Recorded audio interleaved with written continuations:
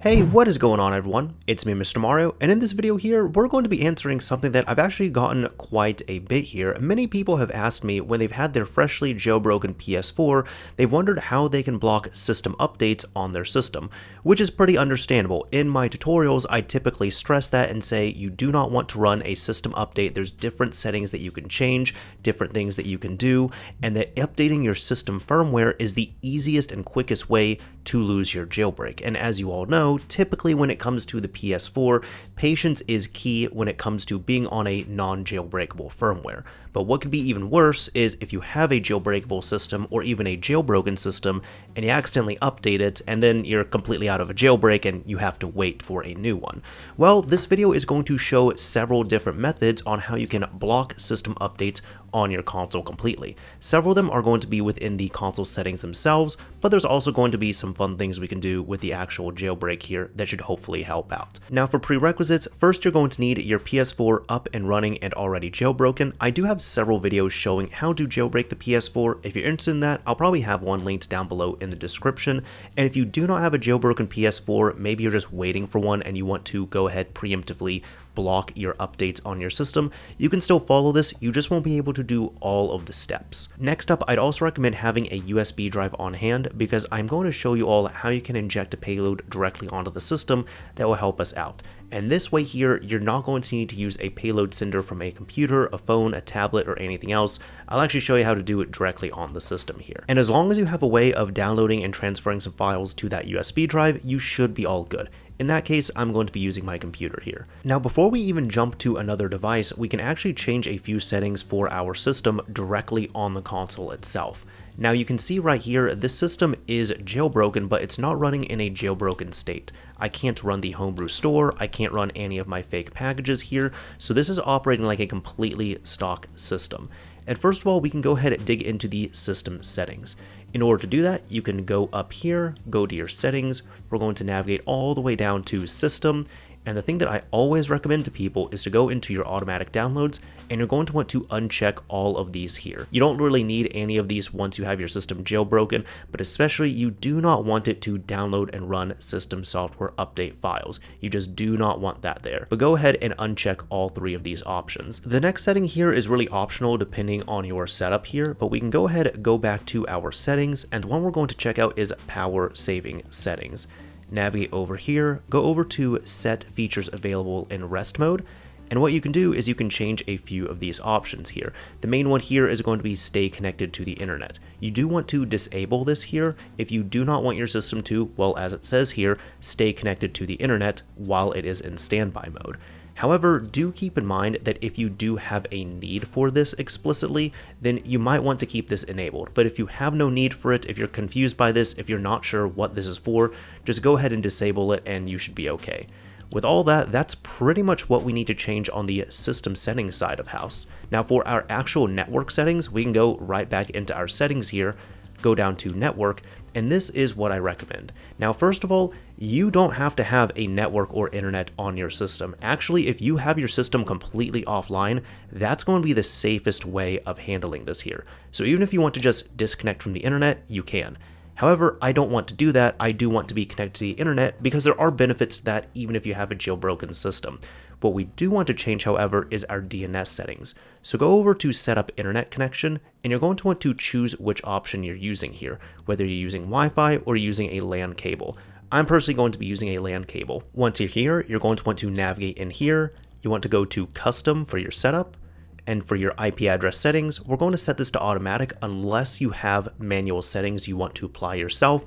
If you don't know what I'm talking about, or if you don't care about your settings there, just go ahead and use automatic. Do not specify DHCP hostname.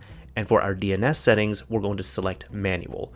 Within here, the primary DNS setting is going to be this one on screen, which is 62.210.38. 117. Now this here is a recommended DNS because this, once you have it in place, not only blocks system updates, but it also blocks game updates as well too when you have it in place. But you're still able to access the internet, you're just not going to be able to access those updates here. Now if this does not work for you, it might be because your router or your ISP or even both might be controlling the DNS separately from your PS4 and they might be overriding that. If that does not work for you, another setting that has been recommended here is 127.0.0.2.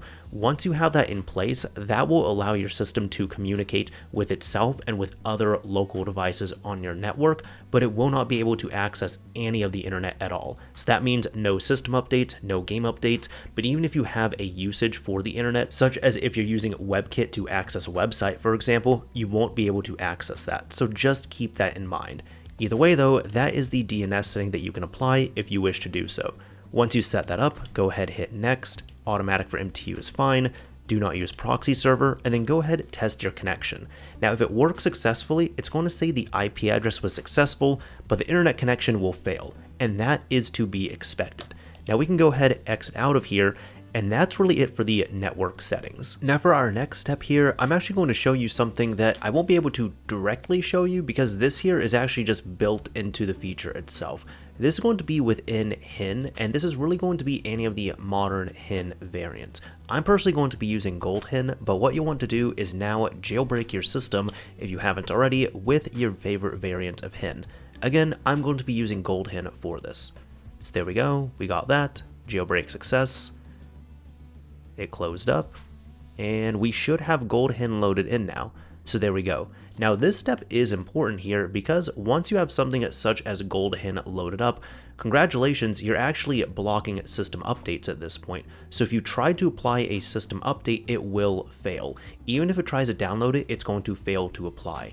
And that is when Gold HIN is active. So if your variant of HIN, such as Gold HIN, is up and running and active and you're in a jailbroken state, at that point in time, you are safe from updates here. However, it would still be recommended to have the previous settings in place, and there's also one more thing that we can do, which is going to come in the form of a payload. So what we can do now is grab a USB drive and go over to one of your devices, such as a computer, where you can get everything downloaded and transferred over. For this here, we're going to download two things. The first thing is going to be Payload Guest from Al-Azif, which this here is an application which, as it states here, reads payloads from the payloads directory from the PS4's internal hard drive or the payloads directory from a USB device, and it allows you to be able to run multiple payloads once you are in a jailbroken state.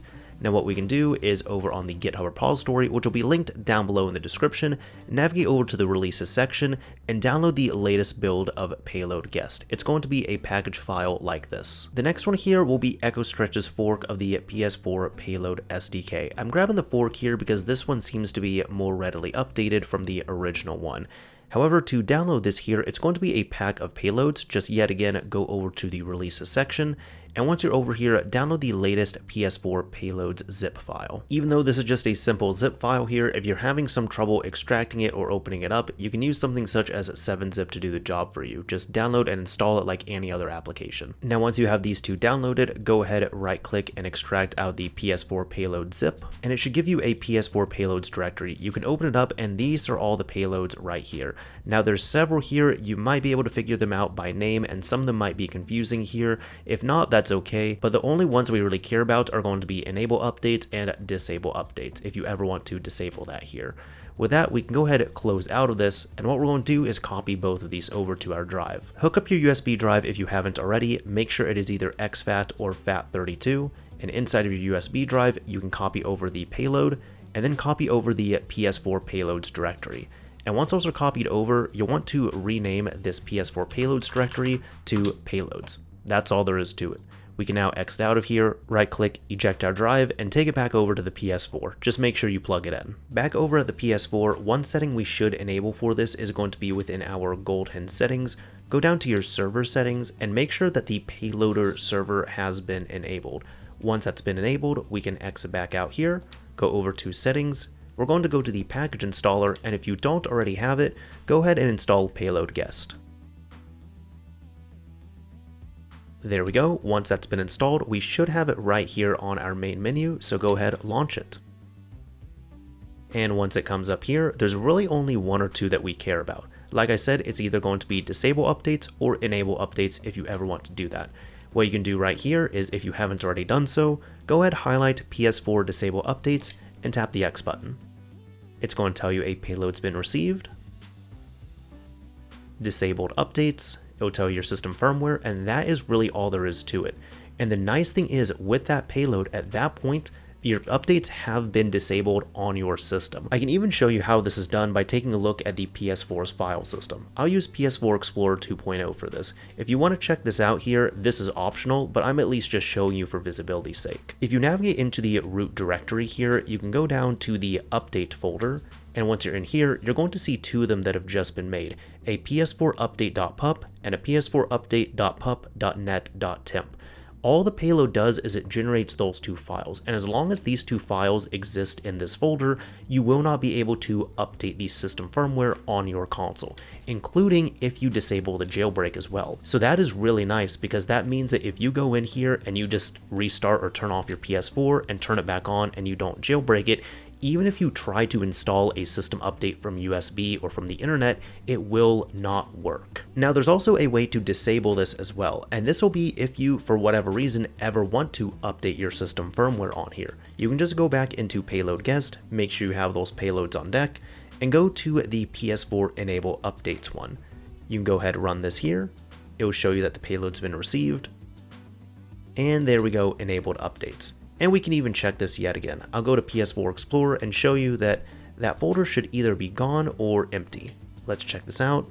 All right, so the update folder is still there, but you can see there's nothing in the update folder. So that means the system is in a dangerous state, which means if you went in and restarted your system and you didn't have any of the previous protections in place, you could accidentally update your system, either through USB or through the network if you didn't block your network on there or block anything such as automatic updates. However, I do really want my updates blocked, so I'm going to go back into Payload Guest and make sure my updates are disabled. And we should be good at that point. Once we have this successful, yep, disabled updates, so we're all good. One last thing though to keep in mind with this, even though we are safe at this point, just keep in mind that occasionally, this has not happened to me, but it has been known that occasionally, if your system kernel panics, it might wipe out those files. So it is a good idea to periodically, in case your system does kernel panic and crash, go in here, go down to the update folder, and make sure those files are in place. And if they are not right there, you could either create dummy files or you can just run the payload again. Additionally, if you ever end up swapping the hard drive or SSD in your PS4, do keep in mind that you're not going to have those same files on the drive. So that means that you will need to run Payload Guest and you will need to run that Disable Updates payload yet again. And as long as you've disabled updates with that payload, you should be in a good spot. Again, even if your system is not in a jailbroken state, you will not be able to update the firmware, which is exactly what we want. Either way, that is about it for this video here. I do hope all these tips helped out. Hopefully you're in a better situation now with your PS4, and hopefully, especially if you've been able to run this payload here, you can now sleep and rest a little bit better knowing that even if someone does try to update your system, they can't easily do so. Either way, that's about it for this video here. This is Mr. Mario, signing off. Thank you all for watching, everyone. If you enjoyed this video, a like would absolutely be appreciated, and if you didn't like it, a dislike is fine as well too.